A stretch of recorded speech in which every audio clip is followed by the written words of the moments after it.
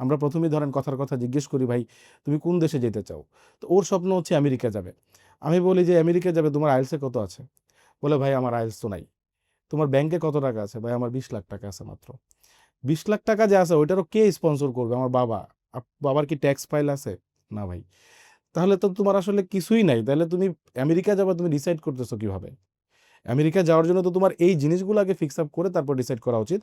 So আমার কাছে মানে মনে হয় যারা আমরা স্টুডেন্ট নিয়ে কাজ করি অথবা স্টুডেন্টরা যারা বিদেশে পড়তে যেতে চায়, ইভেন গার্জিয়ানরা অনেক সময় মানে প্রশ্ন করে বা গার্জিয়ানদের জন্য একটা জানার গ্যাপ থাকে।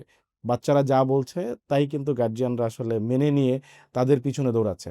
তো সেই ক্ষেত্রে বাচ্চারা চেষ্টা করে তাদের বেস্ট স্বপ্ন পূরণ করবে, কিন্তু আসলেই তারা জানে না যে আইএলটিএস 6.5 ম্যান্ডেটরি মোটামুটি উন্নত যতগুলো দেশ আছে আপনার পড়ালেখা করতে।